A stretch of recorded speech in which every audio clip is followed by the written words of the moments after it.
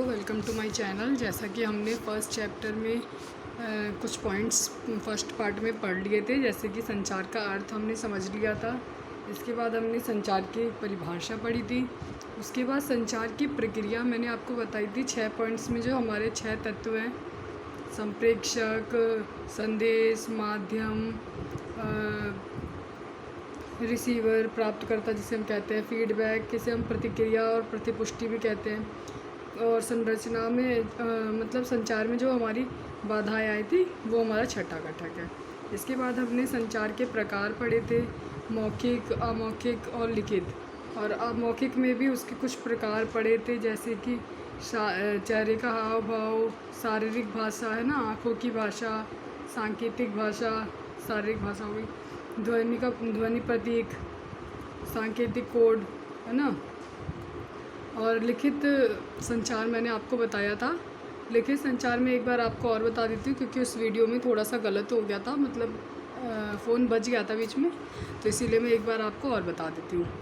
लिखित संचार होता है जिसमें हम कोई भी सूचना या फिर विचार अपने लिखित माध्यम में या फिर हम टाइप करके किसी चीज़ को देते हैं, तो फिर मतलब भेज रहे होते हैं सामने वाले को, तो वो हमारा लिखित संचार कहलाता है। जैसे हम पत्र या नोट्स, ईमेल, टेक्स्ट, ब्लॉग वगैरह को ले सकते हैं। किताबें हमारी प्रिंट माध्यम होती हैं। समाचार पत्र हमें मुद्रित होकर हमें प्रिंट माध्यम में मिलते हैं, है ना।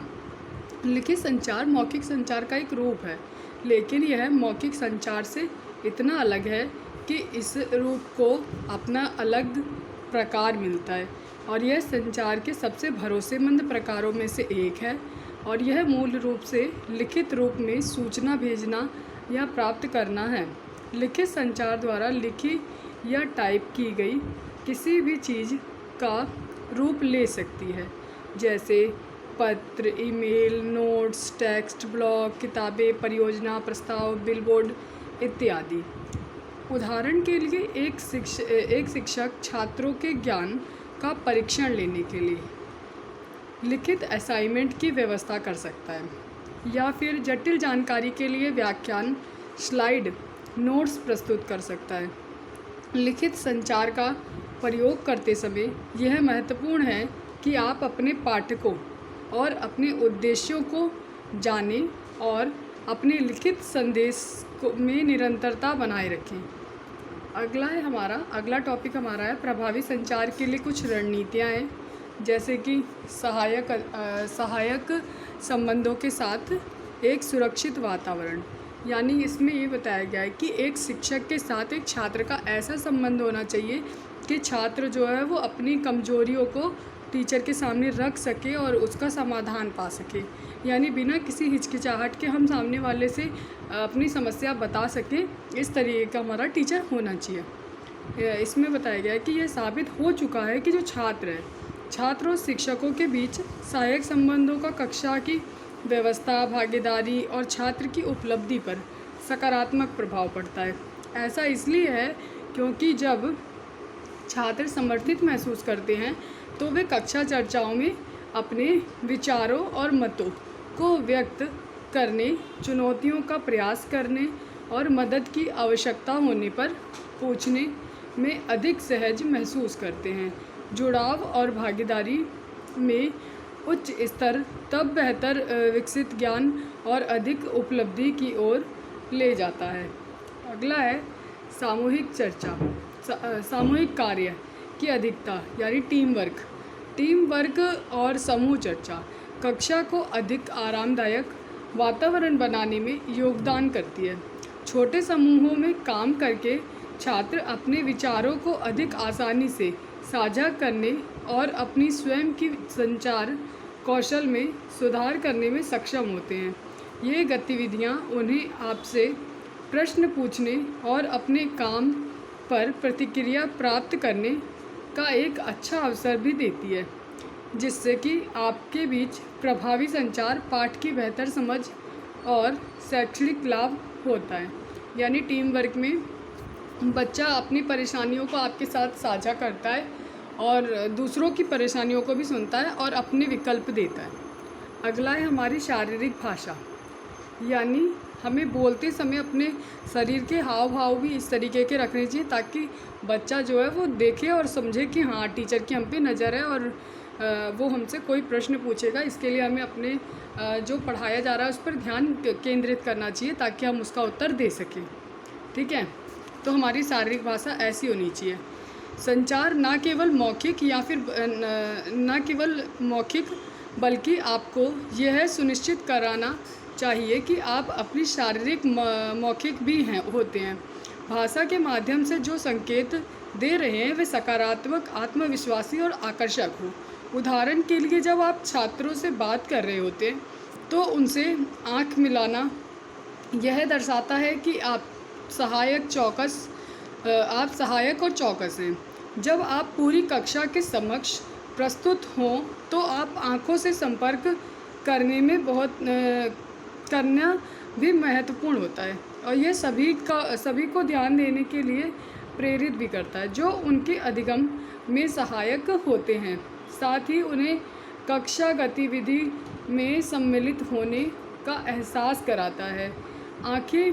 आँखों से अधिक संपर्क स्थापित करने के लिए शिक्षक को अपनी पाठ सामग्री को पहले से अधिक अच्छी तरह से समझना और याद करना पड़ता है ताकि उसे अपने नोट्स कक्षा में दोबारा ना देखना पड़े, यानी कक्षा के बच्चों पर ही ध्यान केंद्रित कर सके। इसीलिए शिक्षक को पहले से ही अपने नोट पाठ की सामग्री को तैयार करना चाहिए, अच्छे से समझ के और याद करके आना चाहिए। अगला है सक्रिय श्रवण, यानी अच्छे से सुनना। यानी जो हमारी 60% गलतियाँ हैं, अनुमान लगाया गया है कि 60% गलतियाँ इसलिए होती हैं कि हम गलत सुन लेते हैं। और सक्रिय श्रवण का ये 2 लाभ होते हैं, जिसमें तो आप कक्षा में एक रोल मॉडल के रूप में सामने आते हैं बच्चों की, और दूसरा गलतफहमियों से बच सकते हैं। संचार के सुनने के घटक को नज़रअंदाज नहीं किया जाना चाहिए। सभी गलतफहमियों का 60% से अधिक खराब सुनने के परिणाम स्वरूप होता है। कक्षा में अच्छा सुनने का अभ्यास करने से आपको 2 तरह से लाभ प्राप्त होते हैं। सबसे पहले आप अपने छात्रों के लिए एक रोल मॉडल होंगे जो अपने श्रवण में सुधार करेंगे और इस प्रकार अधिगम को बेहतर बनाए रखेंगे। दूसरे, सक्रिय रूप से श्रवण कौशल का उपयोग करके आप गलतफहमियों को दूर कर सकते हैं और अधिगम का विस्तार कर सकते हैं, जिसके परिणाम स्वरूप आप छात्रों के लिए बेहतर हो सकती है। आपके छात्रों के लिए शिक्षा बेहतर हो सकती है। अगला है हमारा फीडबैक भी एक प्रभावी शिक्षा के लिए प्रभावी संचार के लिए बहुत ही महत्वपूर्ण घटक है, जैसे कि रणनीति बोल सकते हैं। प्रक्रिया फीडबैक को हम प्रक्रिया या प्रतिपुष्टि भी कहते हैं। प्रतिक्रिया संचार का एक महत्वपूर्ण घटक है। हाल ही के वर्षों में फीडबैक पर ध्यान केंद्रित करने वाले कई अध्ययन हुए हैं और यह दिखाया गया है कि सकारात्मक प्रतिक्रिया छात्रों को आत्मविश्वास का निर्माण करती है, जिससे उन्हें यह विश्वास करने की अधिक संभावना होती है कि वे सफल हो सकते हैं और यह सहायक वातावरण बनाने और शैक्षणिक सफलता को बढ़ाने में मदद करता है। आपके विद्यार्थियों को अपने पाठों या फिर शिक्षण शैलियों पर प्रतिक्रिया देने का अवसर भी देना चाहिए और ये दर्शाता है कि आप उनकी राय को महत्व दे रहे हैं, आपके बीच संचार को बढ़ाते हैं और आपको अपने शिक्षण और सीखने में सुधार करने में भी मदद करते हैं। यानी प्रतिक्रिया लेने से एक तो बच्चे का, अगर हम सकारात्मक प्रतिक्रिया बच्चे के प्रति दे रहे हैं, छात्र के प्रति, तो वो उसके आत्मविश्वास को बढ़ाती है। और अगर हम बच्चों से पाठ के उपरांत कुछ प्रतिक्रिया मांगते हैं, जिसमें कि अगर हमें सकारात्मक प्रतिक्रिया मिली है, इसका मतलब है जो हम पढ़ा रहे हैं वो छात्र को समझ में आ रहा है। लेकिन अगर नकारात्मक प्रतिक्रियाएं आ रही हैं, इसका मतलब है जो हम पढ़ा रहे हैं सामने वाले बच्चे को वो समझ में नहीं आ रहा, उसमें हमें सुधार करने की ज़रूरत है।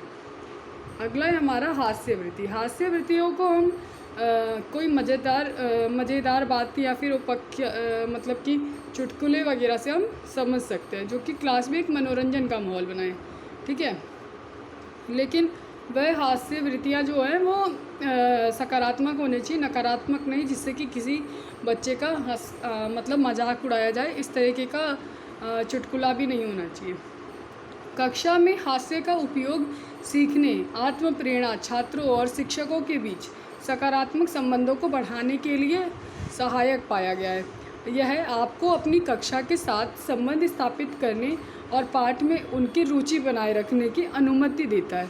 उदाहरण के लिए आप चुटकुले या फिर मज़ेदार उपाख्यान बता सकते हैं, हल्के फुल्के अपने व्यक्तिगत उदाहरण भी दे सकते हैं, या फिर छात्रों के चुटकुले पर हंस सकते हैं। हालांकि आपको यह सुनिश्चित करना चाहिए कि आप नकारात्मक हास्यों का उपयोग ना करें, जहां आप छात्र को नीचा दिखाते हो या फिर उसे शर्मिंदा करते हो।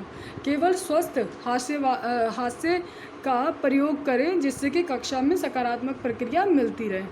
अगला है हमारा तकनीक कौशल, यानी अलग अलग प्रकार की तकनीकी उपकरणों का इस्तेमाल करके हम कक्षा को और अच्छा बना सकते हैं, जैसे कि कंप्यूटर, वीडियो, ऑनलाइन संसाधन जैसे अप टू डेट शिक्षण सामग्री का उपयोग करना छात्रों को व्यस्त रखने और उनकी समझ को सुदृढ़ करने का एक और तरीका है। यह विभिन्न शिक्षण शैलियों वाले छात्रों के साथ आपके संचार की प्रभावशीलता को भी बढ़ा सकते हैं, जो कि अधिक पुराने ज़माने की तुलना में ऑनलाइन संसाधनों से अधिक लाभान्वित हो सकते हैं। इनमें से कुछ शिक्षण सामग्री को नियमित रूप से अपने पाठों में शामिल करने का प्रयास करना चाहिए, यानी कुछ इस तरीके के उपकरण होने चाहिए जिससे कि बच्चा मन लगा के पढ़े। यानी चित्र वगैरह दिखा सकते हैं हम, किसी वीडियो के माध्यम से बच्चे को चैप्टर समझा सकते हैं, जिससे कि बच्चा जो है वो क्लास में अपने ध्यान बना सके, है ना। अगला है पूर्ण स्पष्टता होनी चाहिए। हमारी भाषा जो होनी है वो हम जो बोल रहे हैं वो सामने वाले को समझ में आना चाहिए, है ना। जैसे कि आपको अपने शब्दों को अपने श्रवणकर्ताओं के अनुकूल बनाना चाहिए। आपको पाठ योजनाएं लिखते समय इस बारे में ध्यान देना चाहिए कि साथ ही पाठ प्रस्तुत करने के बाद बच्चों के साथ बातचीत करते समय भी स्पष्टीकरण का ध्यान रखना चाहिए। उदाहरण के लिए आप अपने विद्यार्थियों से प्रश्न पूछकर या फिर अपने शब्दों में पाठ के सारांश का अनुरोध करके यह जांचना चाहेंगे कि आपका शिक्षण स्पष्ट है या नहीं। यानी आप चैप्टर कंप्लीट होने के बाद हम कुछ क्वेश्चन पूछ सकते हैं, जिससे कि पता चल जाएगा कि बच्चे को जो हम पढ़ा रहे हैं वो समझ में आ रहा है या नहीं आ रहा है। अगर नहीं आ रहा है तो उसमें सुधार किया जाए। अगला है संचार के विभिन्न साधन, यानी संचार करने के लिए हम बहुत सारे साधनों का प्रयोग करते हैं। वो जैसे कि साधन यानी माध्यम, जैसे आज के समय में संचार साधनों के बिना जीवन की कल्पना भी मुश्किल हो गई है। प्राचीन काल में कबूतरों द्वारा संदेश का आदान प्रदान किया जाता था। जैसे जैसे विज्ञान का विकास होने लग गया, नए नए संचार उपकरण आने लग गए, जैसे टेलीग्राम, दूरभाष, रेडियो, टेलीविज़न, मोबाइल फ़ोन का आविष्कार हो गया और हम संचार पर पूरी तरह से निर्भर हो गए। संचार के साधनों के विकास से अब जीवन बहुत सरल हो गया है। जैसे ऑडियो मीडिया को हम श्रव्य माध्यम भी बोलते हैं। श्रव्य माध्यम या फिर ऑडियो मीडिया संचार प्रक्रिया में संचारक और रिसीवर दोनों केवल ऑडियो मीडिया पर भरोसा कर सकते हैं। इसका मतलब है कि कक्षा की स्थिति में शिक्षक केवल मौखिक या व्याख्यान के माध्यम से संवाद कर सकता है और छात्र केवल सुनने के माध्यम से प्रेषित ज्ञान प्राप्त कर सकता है। रेडियो, टेप रिकॉर्डर और आदि के माध्यम से संचार भी ऑडियो मीडिया का उदाहरण है, यानी जिसमें केवल सुना जाए वही श्रव्य माध्यम है। यानी यहाँ पे बताया गया टेप रिकॉर्डर या रेडियो से हम केवल सुनते हैं, ना तो हम लिखते हैं ना तो हम कोई चित्र देख पाते हैं। ठीक है। अगला है दृश्य माध्यम मतलब कि जो चीज़ हम चित्रों को देख के समझें, है ना। जैसे कि कक्षा संचार में संचार के आवश्यक प्रसारण और प्राप्त करने के लिए केवल दृश्य मीडिया भी शामिल हो सकता है। एक शिक्षार्थी लिखित या फिर मुद्रित कथन को पढ़कर या फिर ग्राफिक सामग्री जैसे चार्ट, आरेख, ग्राफ इत्यादि की दृश्य व्याख्या के माध्यम से जानकारी या फिर संदेश प्राप्त कर सकता है। एक छात्र ब्लैक बोर्ड पर लेखन के माध्यम से सामग्री को समझ सकता है आदि। समाचार पत्रों, पत्रिकाओं, पुस्तकों आदि के माध्यम से संचार के साथ साथ प्रदर्शन के माध्यम से सीखने को भी दृश्य के माध्यम से किया जाता है, दृश्य मीडिया के माध्यम से किया जाता है। श्रव्य और दृश्य जिसमें हम सुन सकें और देख सकें, जैसे फिल्में है ना, जैसे फिल्में उसमें बोला भी जा रहा है और चित्र भी दिखाए जा रहे हैं। अधिकांश अवसरों पर कक्षा में यहाँ दिन प्रतिदिन की स्थिति में संचार आमतौर पर श्रव्य और दृश्य मीडिया के संयोजन के माध्यम से किया जाता है। जब एक शिक्षक ब्लैक बोर्ड पर लिखता है, एक आरेख बनाता है, एक मॉडल या फिर ग्राफिक प्रदर्शित करता है और प्रदर्शन तालिका पर प्रदर्शित करता है, तो वह अपने दृश्य प्रदर्शन के साथ साथ वर्णन, स्पष्टीकरण, व्याख्यान और प्रदर्शनों के अपने कौशल का भी उपयोग करता है। निसंदेह दृश्य श्रव्य माध्यम संचार के लिए केवल श्रव्य या फिर दृश्य माध्यमों के उपयोग की तुलना में अधिक प्रभावशाली साबित हुआ है। यानी कि जब भी हम ज्योग्राफी की क्लास लेते हैं तो हमें दिखाया जाता है कि हमारे जो टीचर होते हैं वो हमें ग्लोब दिखाते हैं, ग्लोब दिखा रहे हैं मतलब कि दृश्य, और हमें उसमें नक्शे में बताते हैं कि इस जगह पे ये वाला देश है या फिर इस जगह पे ये है, मतलब जगह का नाम बताते हैं। इसका मतलब वो बोल भी रहे हैं। श्रव्य और दृश्य यानी कि हम सुन रहे हैं और देख भी रहे हैं, ठीक है। तो हम इस एग्जाम्पल को ले सकते हैं। अगला है बहुसंवेदी, जहाँ पे सभी प्रकार की माध्यमों का प्रयोग किया जाता है, ऑडियो, वीडियो, है ना, और सांकेतिक भाषा का भी। जैसे कि हमारी इंद्रियों को ज्ञान का प्रवेश द्वार कहा जाता है, इसीलिए 5 इंद्रियों में से प्रत्येक अलग अलग या फिर संयोजन में संचार प्रक्रिया के एक प्रभावी माध्यम के रूप में अच्छी तरह से काम कर सकती हैं। नतीजतन यदि हम विभिन्न प्रकार के मीडिया और सहायक सामग्रियों का उपयोग करने में सक्षम होते हैं, जिसमें कि अधिक से अधिक इंद्रियां शामिल होती हैं, तो हम निश्चित रूप से शिक्षण अधिगम प्रक्रिया में बेहतर परिणाम लाएंगे। अगला है जनसंचार माध्यम, यानी जिससे ज़्यादा से ज़्यादा लोगों तक जोड़ा जा सके, ऐसे माध्यम।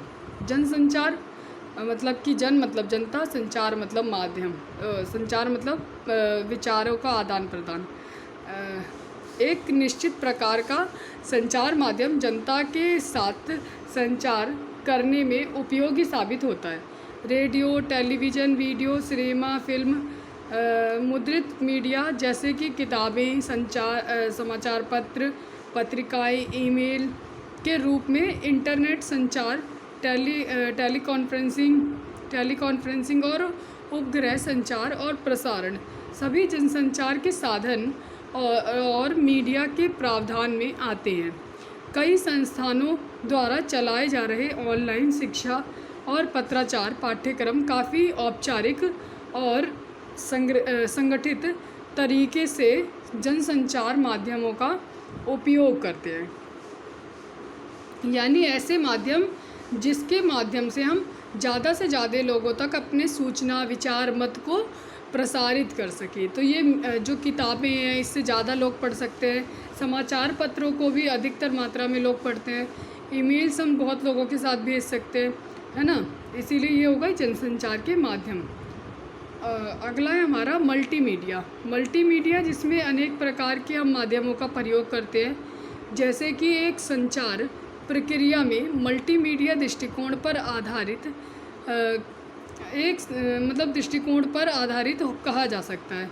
जब किसी विशेष संचार स्थिति में अधिकतम आउटपुट प्राप्त करने के लिए एक नियोजित और संगठित संयोजन में कई मीडिया आइटम नियोजित होते हैं, प्रतिपुष्टि मुक्त शिक्षा या फिर दूरस्थ शिक्षा संस्थानों जैसे कि इग्नू के अधिकांश सुव्यवस्थित कार्यक्रमों शिक्षार्थियों के साथ बातचीत के लिए अपनाए गए मल्टीमीडिया दृष्टिकोण के माध्यम से चलाए जाते हैं। संयुक्त राज्य अमेरिका, ब्रिटेन, ऑस्ट्रेलिया और कनाडा जैसे उन्नत देशों में इसका उपयोग कई ऑनलाइन पाठ्यक्रमों को चलाने